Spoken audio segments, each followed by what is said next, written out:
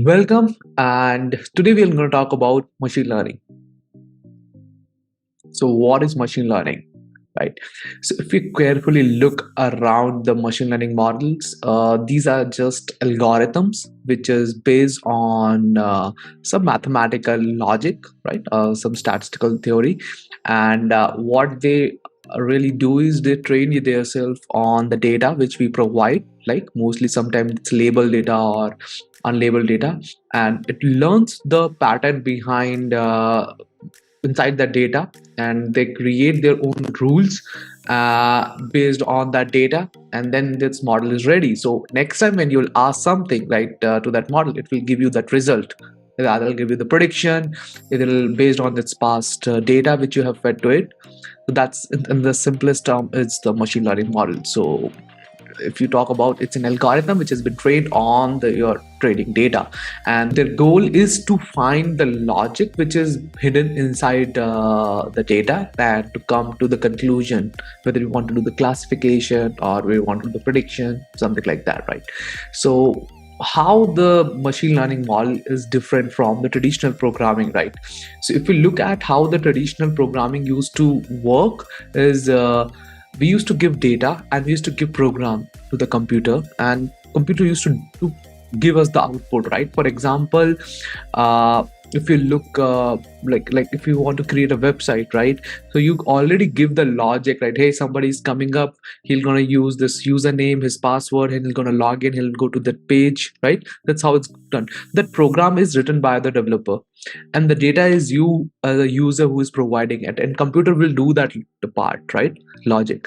Whereas in machine learning is totally different. We give the data and we also give the output, right? For example, hey, this is the data of like for example, this is the images of dog, and this is the images of cat. So we are giving the data and also the output, and we are asking computer to learn that logic and how we can distinguish between a cat and a dog, right? So the whole learning part here happens inside that model. So that's why machine learning is totally different from how traditional programming, where we used to give the logic to the computer. Earlier computer was like a dumb machine, right?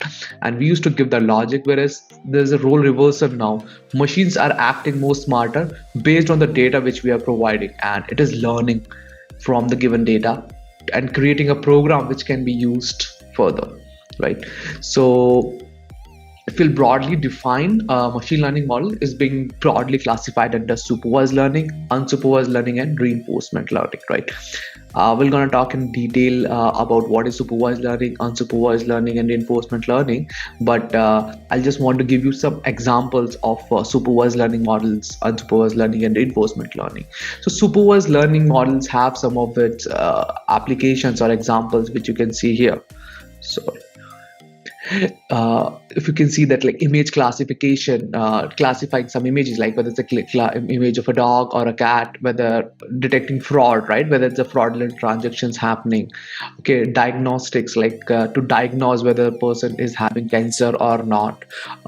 Forecasting, like whether you want to forecast, market forecasting, like in stock price, we stock market, we do that. Predicting the whether the stock will go up or down, right? So these are the different kind of applications which we see for the supervised learning.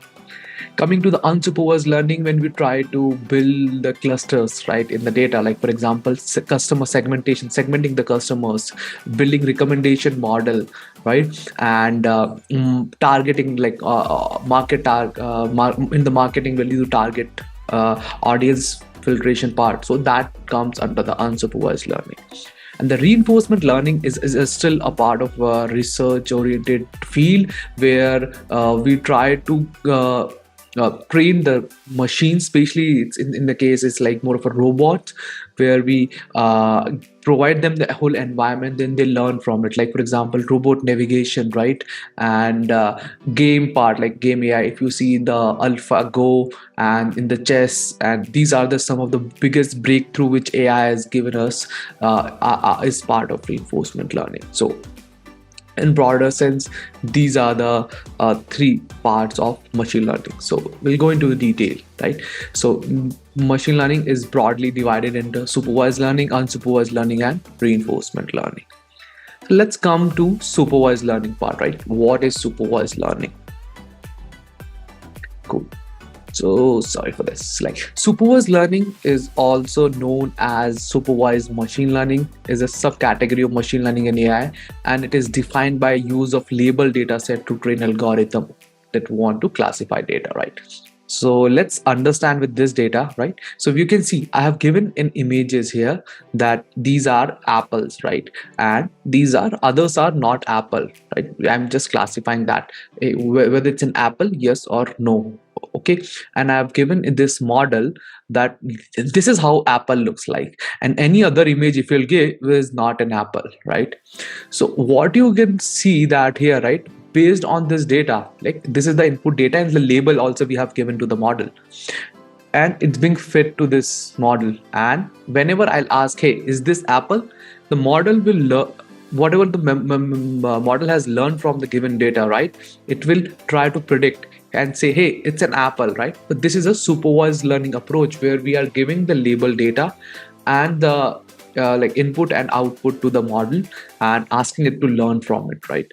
Whereas unsupervised learning is where we are not giving any label data, we are just giving the data, and based on its features, like for example, if you see it's very red here, this is look like an apple, but it's not that red, cherry red, right? And this how it has clustered this, and obviously the shape is totally different here. It's look does not look like an apple, so it has created a third category. So it's an unsupervised way of clustering the data when you don't have the actual labels. Whereas in supervised learning, when we have the real data, right? So for example, when you want to classify, like the one of the most common example is uh, checking whether your email, especially in the Google, right? They make sure that the good emails or the correct emails are coming to your inbox, and others which more like looks like in spam, right? Go to a spam folder. So how they would have worked? So they would have collected a lot of emails and has labeled some of the emails as spam and some of the emails as not spam, right? And they have trained their models. Now when you get an email, that model runs and try to classify that particular email whether it's spam, yes or no, right? So that's how the supervised learning really works. Okay, so in supervised learning also is being classified under two. One is classification, another one is regression. Okay, so what is classification? Classification is an algorithm where you try to classify things. Like for example, I say, hey, whether it's an image of a cat or a dog, right? So it's two class here. Either it's yes or no, right? Whether it's a dog, yes or no. When I'm saying, hey, it's spam or not, right? Whether the particular email is spam or not. So it's a classification, whether it's going to be spam or it's not going to be spam, right? That's the two class here. So that comes under the classification, classifying, where we're classifying. It could be multi-classification also. Like for example, like you have a risk involved, right? On whether it's a high risk, low risk, or medium risk, right? So you can classify whether a particular incident has happened and whether it's high risk, with the low risk or medium risk. Now you have three categories, and accordingly you can classify your data, right? When you can have multi-class, like for example, different animals, you have dog, cat, and lion, giraffe, right? You have given a lot of images of different animals, and you want to classify which animal it is based on how they look, based on their features, based on their color, right? All those things will come into the images part. Again comes the regression. Okay, what is regression is when you're predicting the continuous variable, right? This will gonna cover mostly in statistics, but continuous means you can see the values are there. Like for example, you're predicting the stock price, whether you're predicting the profit of the next quarter for any businesses, right? Whether you want to predict how the temperature is going to be in the next week, right? So you're actually predicting the value, whether it's a continuous value. Like for example, 100 billion, 200 billion, 300 billion. It's not a class, it's a continuous value. It can go like a stock price you're predicting. So tomorrow the stock price, if it's 100 US dollar today, tomorrow it can go 102, 101, or it can go down to 99 dollar, right? So according, when you're predicting the continuous variable, this comes under the regression. So supervised learning is again divided into classification and regression. some of the major or common algorithms which is we're gonna see also in classification and in supervised machine learning is this logistic regression, which is based on the linear part, right? Naive Bayes, which is based on Bayes algorithm. K nearest neighbor, which is based on looking at the nearest neighbors. Again, decision tree, which is based on the logical differentiation of a decision tree. And then this is again categorical and continuous decision tree. Random forest, which is, and you can say uh, a bag of, or a lot of different trees come into the place. And support vector machine, which is again a linear based uh, classification algorithm. So these all are part of supervised machine learning algorithm, which we're gonna see in our next modules how to implement these algorithms. Next comes the unsupervised learning, right? So we have seen the supervised learning part when we have the actual label for the data, right? And how we can use different machine learning algorithm to train our model on the given data. But many of the time we will not have the actual labels there, or we don't know how to label the data also, right? So in that particular case, we're going to use unsupervised machine learning algorithm. So how it really works, it look at the features of the data. Like for example, it's very easy for you, whether you know that particular fruit, like for example, I'll give you watermelon and apple, right? The way they look, right? The color, the size, and even the texture and a lot of different features, like even if you'll taste it, right? It's totally different features they have, like watermelon, apple, whether you really don't know the name of it, right? Whether you give to a child, whether he or she has haven't seen these fruits before, but you can easily classify them that, hey, this looks like a different fruit and this looks like a different fruit, just based on how they appear, taste, and based on their texture and a lot of different things. So this is the same pattern which or the clusters which model looks into the data and try to cluster them based on their features. So this is where the unsupervised learning part comes into the picture, when it's cluster the data based on its appearance and the data, right? Major algorithms which comes under unsupervised machine learning algorithm is either like cluster analysis, where you try to cluster the data, dimensionality reduction, when you try to reduce the dimension of the data, right? For example, if you have 100 columns, you'll try to reduce the dimensions. So there are some algorithm which plays to reduce that dimensionality part. And cluster is when you're trying to looking at the clusters, right? How? So one of the biggest applications of unsupervised learning when we see is like customer segmentations, like Amazon, Myntra, Netflix, and maybe a lot of different e-commerce websites, when they don't have actual labels for the data, and social media platforms also, right?